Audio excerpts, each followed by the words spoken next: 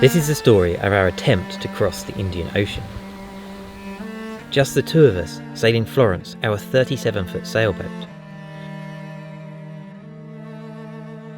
Our goal is the tropical paradise of Seychelles, but to get there we have to cross 3,000 miles of inhospitable ocean, and due to COVID, we're not allowed to stop anywhere along the way.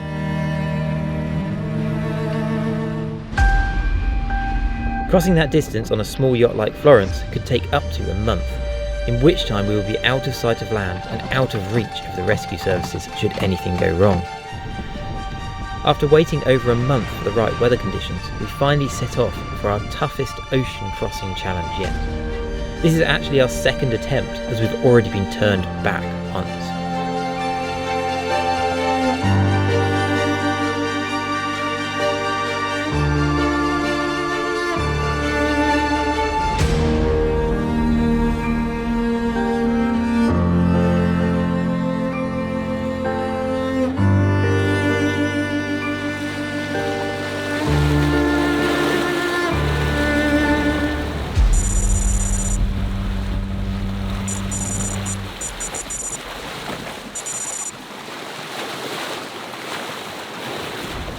Well, we're off again. Hopefully this time we don't turn around and go back. The forecast's looking slightly better, but it's pretty flat calm out here at the moment. We're expecting the wind to come anytime sort of like 8 o'clock and 10 o'clock later tonight, come in from the southeast, and we should be able to kind of reach across it. There's nothing here, and the wind probably won't get all the way to these islands, hence why we're motoring out to meet it. We spoke to Des, the guy who's helping us with weather routing in South Africa, and we said we think this afternoon is the best time for us to go. His email came back with, I agree, not the best as in its perfect weather window, but you don't get a perfect weather window here. You just got to make do with the best you can get. It feels so good to have finally set off. It's been a month that we've been waiting for a good weather window like this. And last time we tried, didn't feel right about the weather that we were setting off in, but this time, although it's going to be light for the first few days, it definitely feels right. I feel like we're doing the right thing.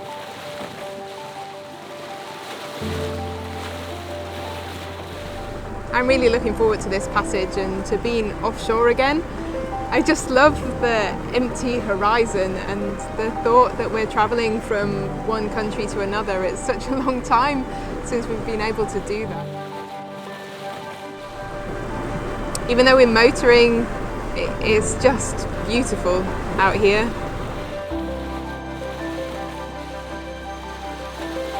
The view's stunning, and just sat on the bow here there's like a gentle breeze from our apparent wind, which is the closest we get to any aircon. It's lovely.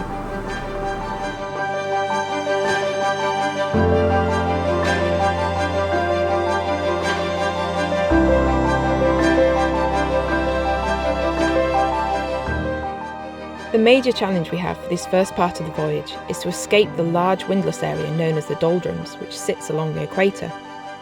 This area is notorious for either no wind or fierce short-lived squalls, brought by rain clouds with thunder and lightning thrown in.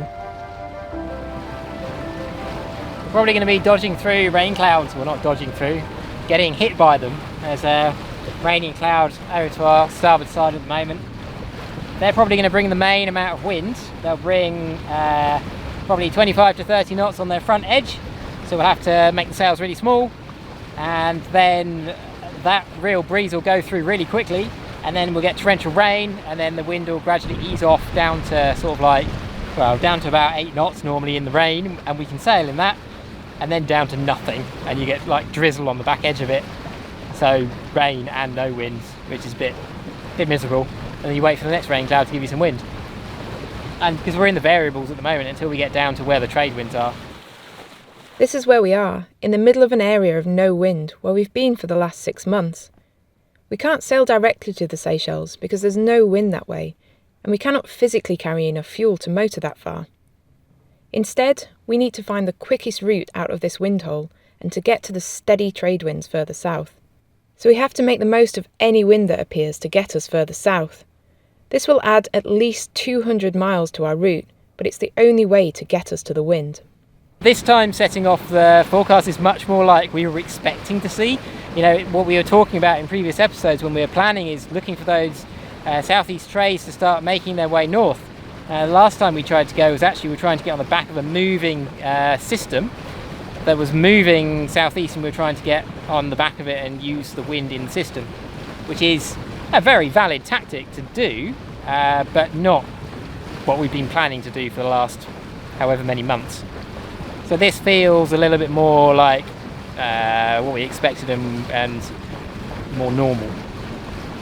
The calm start allowed me to easily prep some meals with our fresh provisions whilst we were underway. Cooking, cleaning and generally living are going to become much more challenging as soon as we reach the rougher conditions to the south. There the waves will toss us and Florence around like a cork.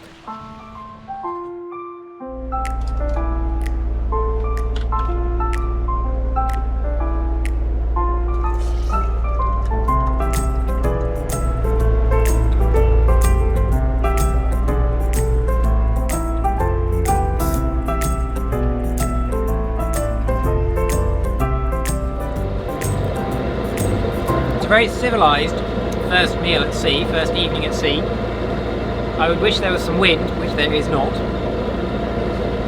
But it means we're not worried about getting seasick, and we can have really nice food thanks to Amy.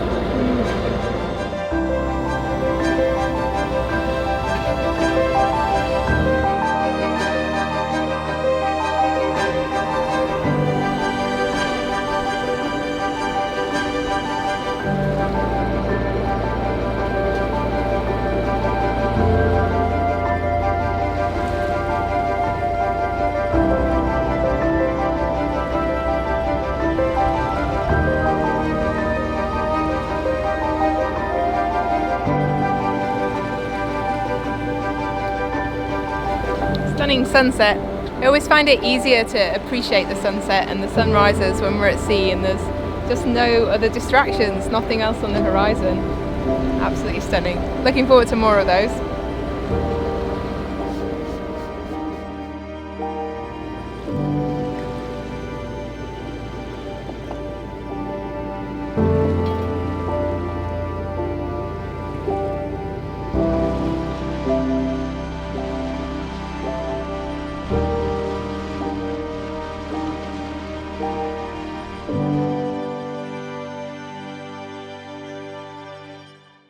It's just gone 9:30 and we've just changed over watch and been able to set the sails. We're now sailing along. We've got about 7 knots of breeze, which is actually coming from the direction that it's forecast to, so hopefully this is a sign that the forecast is correct, and we're able to sail along nicely at about 4 knots, so yeah, it's a good start. Because the sea state's so flat, it makes it easier for us to sail in the light breezes, so hopefully this sea state will stay the same, because I think we're going to get light winds like this for the next few days. We were able to turn the engine off just before Matt finished his watch, so he was a little bit grumpy about having to go to sleep when we've just started sailing.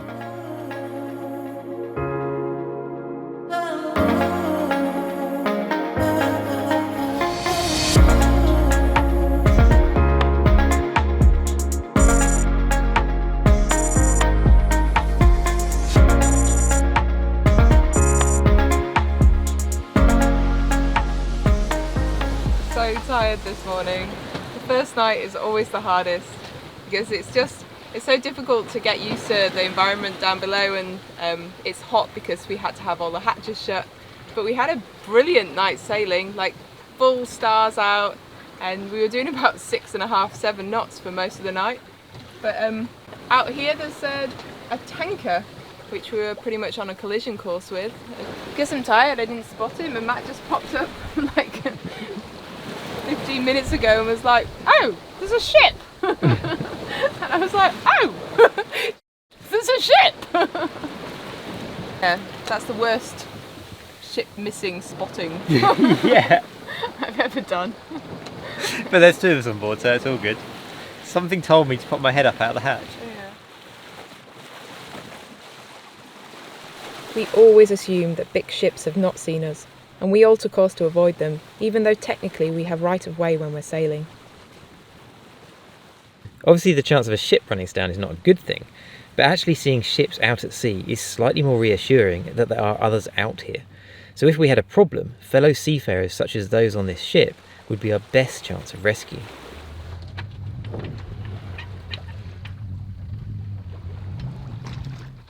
The forecast did say it was going to get light, but not quite this light. We've got like 6 knots of wind. We're supposed to have nearer to 10. Who knows what's going to happen tonight, but we've made good progress with the wind we did have.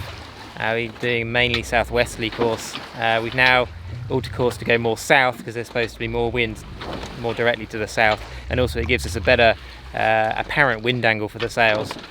So it means we can move, whereas if we tried to go more southwest instead of south, we'd actually go slower. If that's possible. But we're not turning back this time. And it's pretty pleasant out here anyway. Last night the stars were amazing, and it's the first time we've been out on a real big ocean crossing in really nice conditions for a very long time. And I actually found myself on my off watch, I woke up halfway through my off watch because I heard the water start running alongside the hull as the breeze picked up, and Amy had the boat really going nicely on a reach. And I looked at the clock and I was actually disappointed that I had another 2 hours to go before it was my turn to go and play on deck. I don't think it'll be like that. I'm pretty tired after last night. We didn't really sleep much, I think. Quite excited to be setting off. And obviously it's very difficult to sleep when the boat's moving around at night. But tonight I'm so tired. Amy's asleep now. I'm so tired I think I'm going to sleep on my off watch like a log tonight, no matter what happens.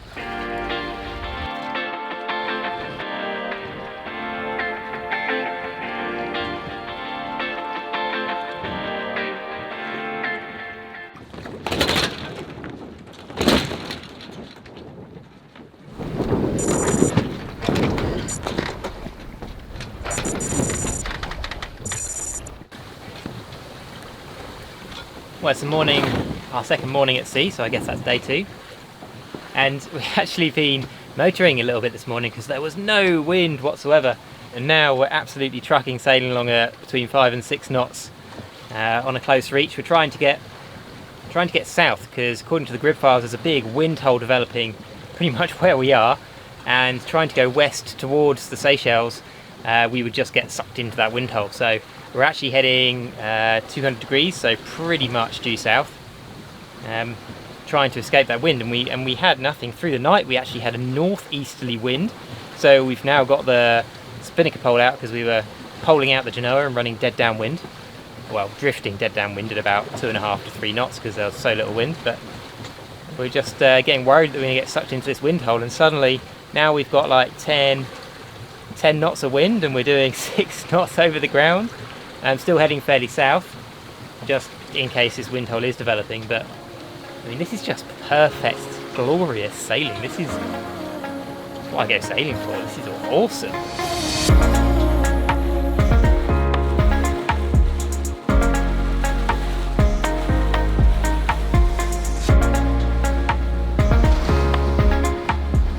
Conditions like this allow us to make rapid progress south. But unfortunately it didn't last, and in the night it was back to unstable winds and thunderstorms. That was lightning.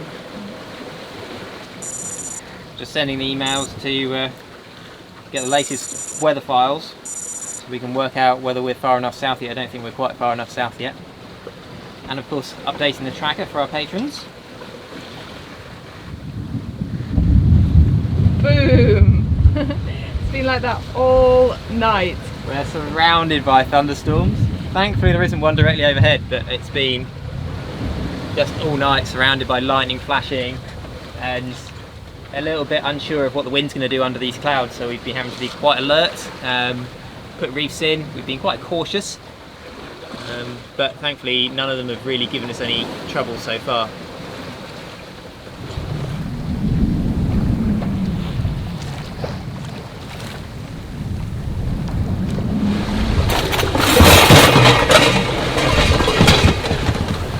About that, a big wall of water appeared and then we leant over sideways on it, and yeah, the extra wind from that cloud is just building up the waves and making them really steep, and unfortunately we're side onto them now, but I can't do much about that. It's all the weather.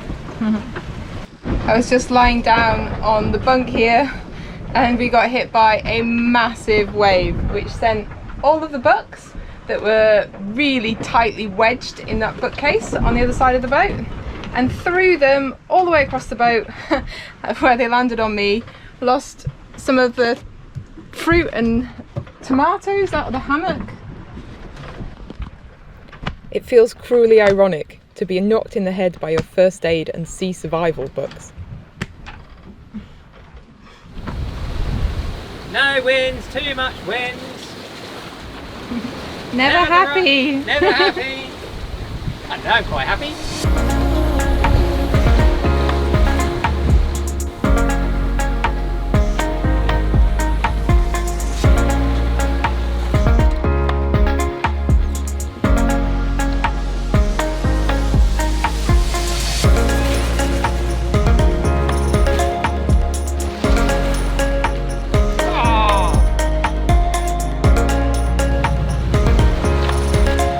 Dolphin.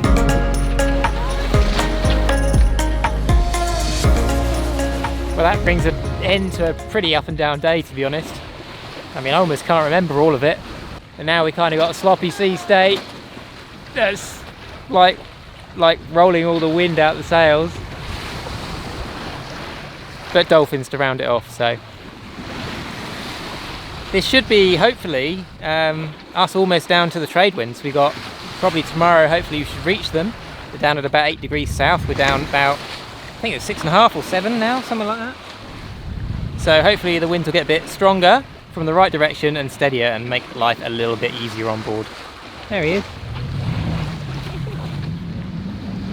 Normally the dolphins love to play in the bow wave, but today they seem to be surfing the waves which are all going that way, so it's a bit harder to get them on camera. Well, they're surfing the waves.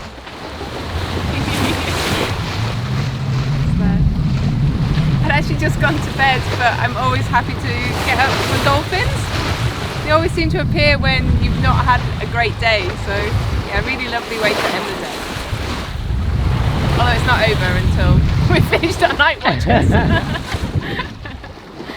More to come. End the day at 6 o'clock and then start it again at 9 o'clock. Yeah. We are now well into our ocean passage and hundreds of miles offshore. Another day in paradise. Next time we face our biggest fear at sea, lightning storms. And it all goes wrong as our masthead wind instruments get taken out. That was the closest lightning strike I think we've ever had. Have we still got instruments? I hate lightning. I Yeah, really, me too. really hate lightning. It's the one thing I really, well, not the one thing, it's the thing I fear the most when out sailing. I absolutely hate it. We're sailing around with a big metal stick and there's nothing else higher than us for 500 miles at least. On top of that, our autopilot stops working, but we have come too far to turn back now. If you enjoyed this, please subscribe and click the bell to get a notification when the next video is released. And let us know what you think of the video. We love reading all your comments. These videos would not be possible without the support of some very special people. We would like to thank everyone who supports us, and especially our star patrons.